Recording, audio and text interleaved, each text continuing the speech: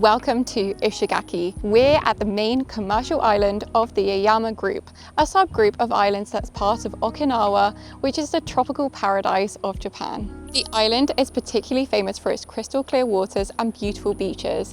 And over the next few days, we're going to show you the best things to do on the island. So let's go and explore.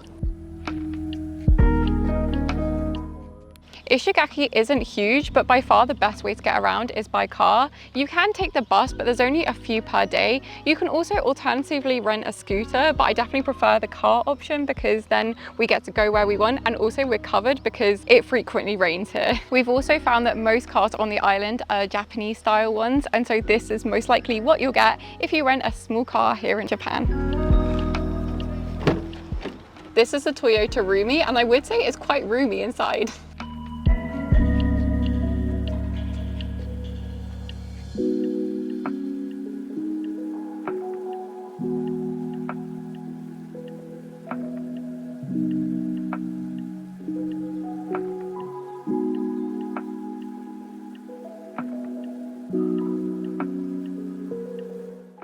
Of course, any great day of exploration should start with a fantastic bird's eye view. I recommend heading to the Nosokkadake observation deck, where you can enjoy picture-perfect views of the island. From here, you can enjoy the lush, verdant landscape that this subtropical island is so famous for.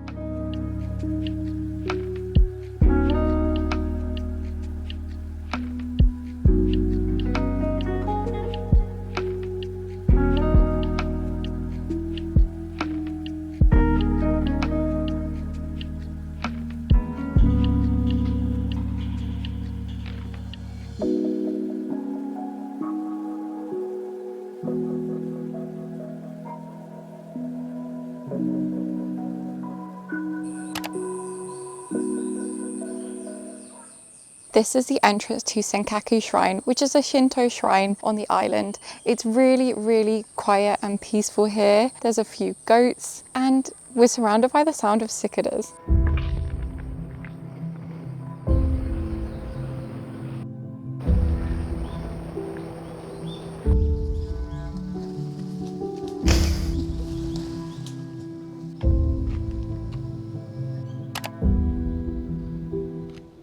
This is the mangrove of Kakadu River. There are several different species of mangrove here, including one that's endemic to Okinawa. This mangrove can be found at the very spot where the river pours out into the sea, and so salt and fresh water mixes here. At low tide, such as now, you can walk out into the estuary and look for small sea life.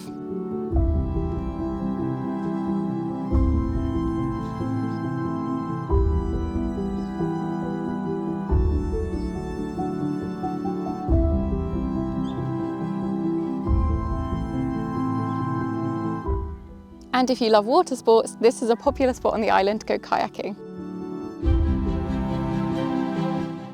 We then stop for a quick lunch at Giving Tree Home. They serve up a variety of fresh dishes, including several vegan and vegetarian options, set against the backdrop of a beautiful garden.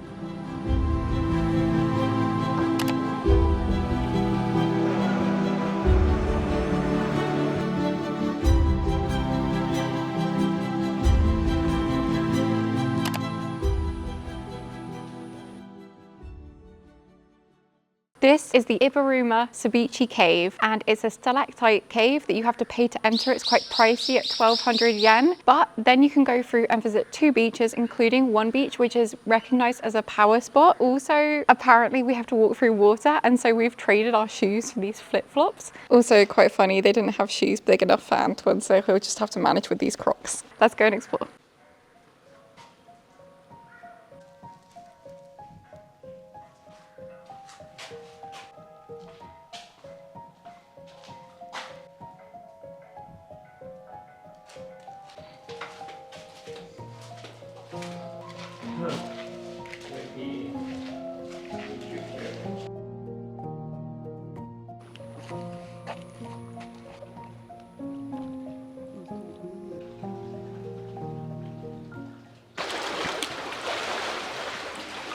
I definitely recommend coming here at low tide because otherwise you won't be able to see all of the beach. And the other thing I would say is to wear shorts or a short skirt because you get quite deep in the water. And the final thing I have to say is you can't come if you're scared of bats because there are a lot of bats in the caves.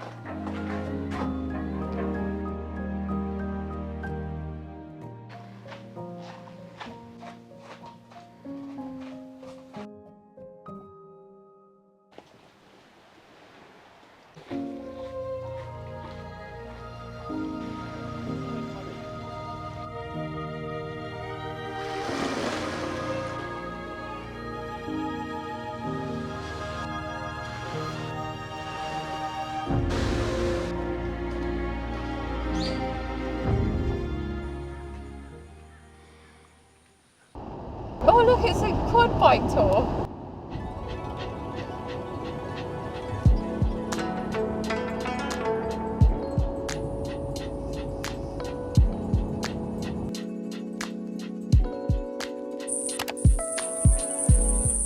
The Hiroaki Lighthouse is at the northern edge of Ishigaki and offers amazing views onto a crystal clear blue sea and the surrounding islands.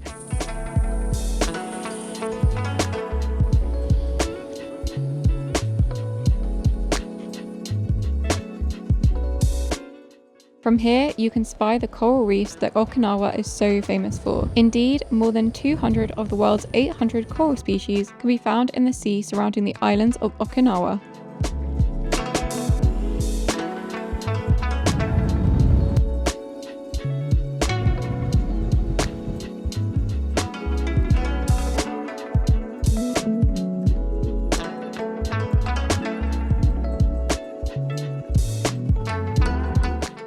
When you're on the Yaeyama Islands, it's really easy to forget that you're in Japan. Say for one thing, all of the vending machines everywhere.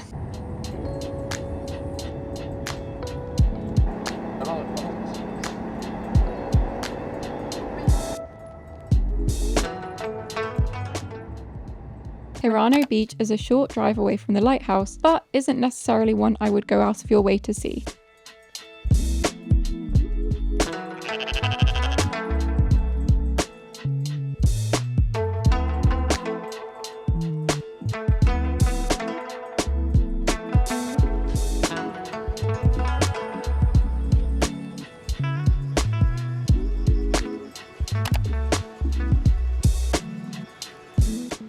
We're now headed up to the Tamatozaki observation platform, and this is the perfect spot where you can see the lush greenery of the island contrasted against the azure blue sea.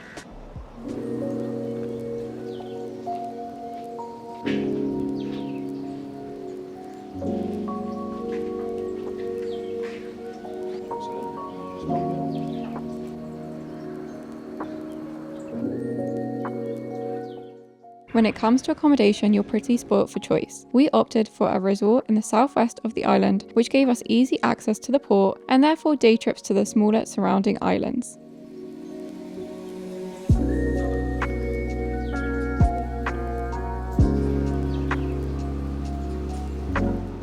Following World War II until 1952, Japan was under the control of the Americans.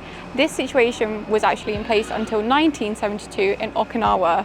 During this time, everyone was forced to drive on the right-hand side of the road. This continued in Okinawa until 1978. This statue commemorates the year in which Okinawa switched to driving on the left-hand side of the road.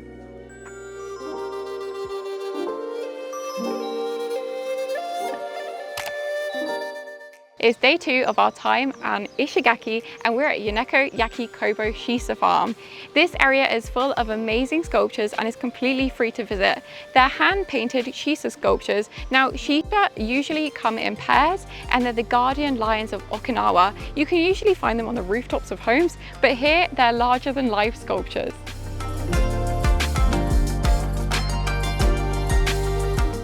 There are streams and forests as well as loads of banana plants. There's actually a track that runs all the way around the farm where you can take your car, but I would prefer to walk it because you can see more of the sculptures up close that way. Nearby, there's a small pottery shop where you can buy replicas of the statues, and I think that's the main reason that this is free to visit, to draw you into the shop, but it's lovely to visit nonetheless.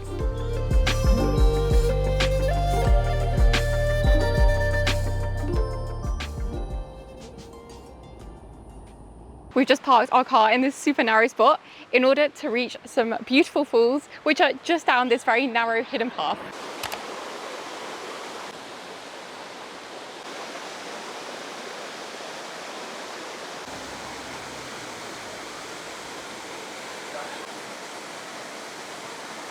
Jat Cafe was by far my favourite place to eat in Ishigaki. They have a mesmerising garden where you can sit and listen to the birds. The ingredients of the dishes are fresh and tasty, and there are even several vegan and vegetarian options on the menu.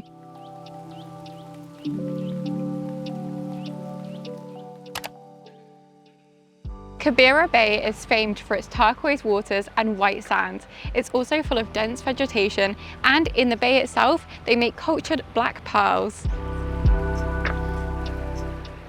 In fact, it's so beautiful that it's been designated a place of scenic beauty.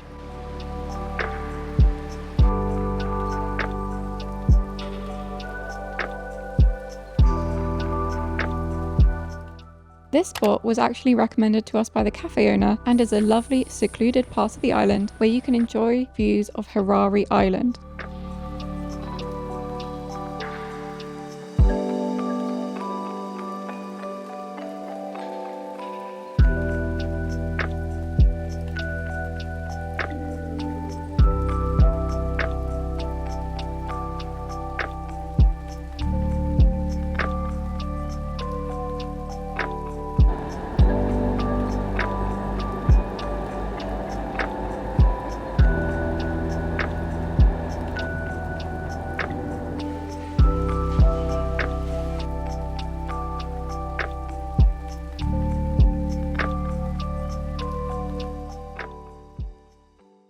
Oran Zaki is a scenic promontory on the western side of the island. Today it's home to a lighthouse. In the indigenous culture here, it's considered to be a sacred place where the gods descended down into the earth. There are no tall trees here, but instead flat grass which leads onto views of the crystal clear sea. This area is a popular place from which to go snorkeling and watch manta rays in the sea, and during the summer months it's really popular for its amazing sunsets.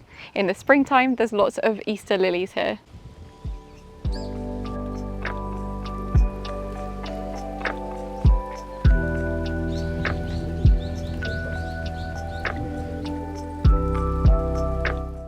The rocky, jagged outcrop at the end of this peninsula is known as Big Sister's Head. I have no idea who named that.